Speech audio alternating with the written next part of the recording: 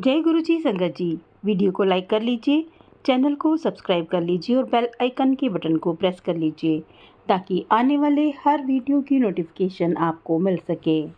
संगत जी, आपसे रिक्वेस्ट है कि आप सत्संग को पूरा और अंत तक सुनें और गुरु जी की कृपा प्राप्त करें। संगत जी, गुरु जी ने भी कहा है कि सत्संग सुनने वाला और सत्संग सुनाने वाला दोनों का ही भला होता है। संगत जी, हो सकता है कि हमें अपने प्रश्नों के उत्तर किसी दूसरे के सत्संग के थ्रू मिल जाएं और हमारा भला हो जाए। तो चलिए शुरू करते हैं।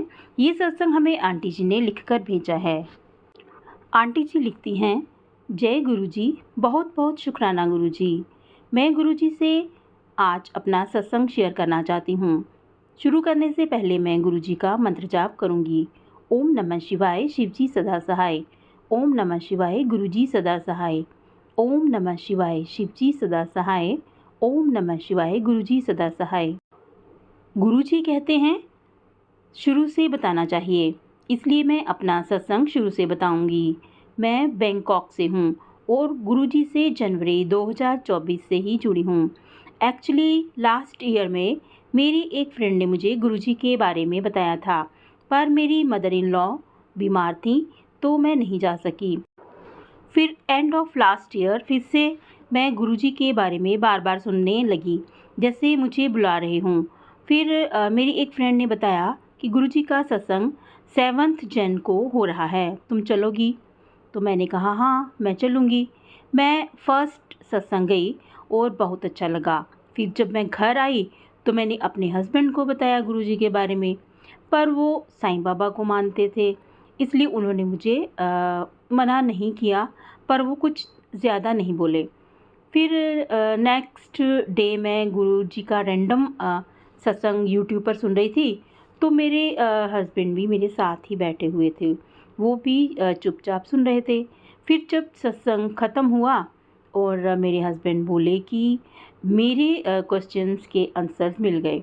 मैं बहुत सरप्राइज़ हुई क्योंकि हमारी फैमिली में कभी भी गुरुजी के बारे में नहीं सुना था।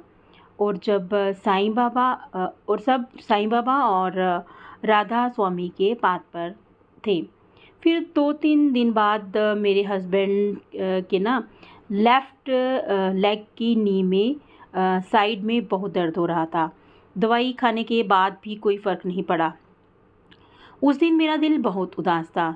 सोच रही थी कि हमारे घर से बीमारी जाने का नाम ही नहीं लेती। उस दिन मैंने अपने हस्बैंड को ना गुस्से में बोल दिया कि आज मैं ना कुछ नहीं करूँगी, भगवान मेरी सुनते ही नहीं। मैंने जोत भी नहीं जलाई और ना पाठ किया।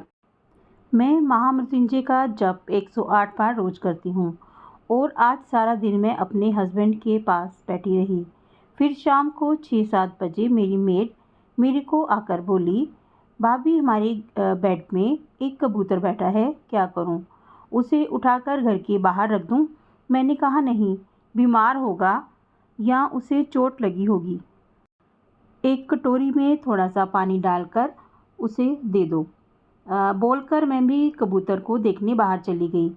जैसे ही मैं वापस आई, मैंने अपने हस्बैंड को बोला, आप अपनी लेग 90 डिग्री में रखकर 10-15 मिनट लेटो, शायद फ़र्क पड़े।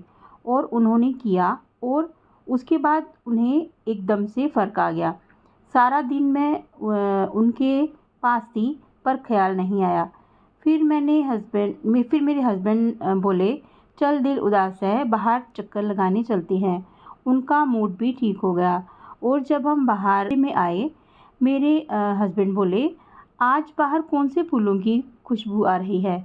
मैंने बोला मुझे तो नहीं आ रही, पर उनको आ रही थी। फिर चक्कर लगाकर हम अंदर आ गए। पर 2-3 दिन नेक्स्ट डेज़ मैं गुरुजी के सत्संग सुनती रही और फिर एकदम से ख्याल आया कि जैसे मैंने किसी सत्संग में सुना था, मुझे भी गुरुजी कबूतर के रूप में दर्शन देने आए और फूलों की बहुत अच्छी स्मेल आई। इससे पहले मुझे गुरुजी के बारे में कुछ भी ज्ञान नहीं था, इसलिए क्लिक नहीं हुआ और फिर अपने हस्बैंड को इस बारे में बताया। हम दोनों को गुरुजी पर बहुत विश्वास हुआ और मैं आज तक रोज़ गुरुजी के सत्संग सुनती हूँ। फिर मुझे हिंट मिला कि अपना सत्संग कर, इसलिए मैं आज अपना सत्संग आप सबसे शेयर कर रही हूँ। मैं इस बात पर बहुत नहीं हूँ। अगर कोई भूल हो जाए तो गुरुजी और प्यारी संगत प्लीज़ मुझे माफ़ कर देना। मैंने गुरुजी को एक और अरदास करी है और मैं अपना और बड़ा सत्संग गुरुजी की इच्छा होगी तो शेयर करूँगी। आप सबका मेरा सत्संग सुनने के लिए बहुत बहुत थैंक यू और गुरुजी का बहुत बहुत शुक्राना जो मुझे इस बात पर लेकर आए और अपनी शरण में जगह दी। गुरुजी अपनी कृपा सदा बनाए रखना और सबका भला हो। अब मैं अपना सत्संग यहीं पर विराम करती हूँ। जय गुरुजी।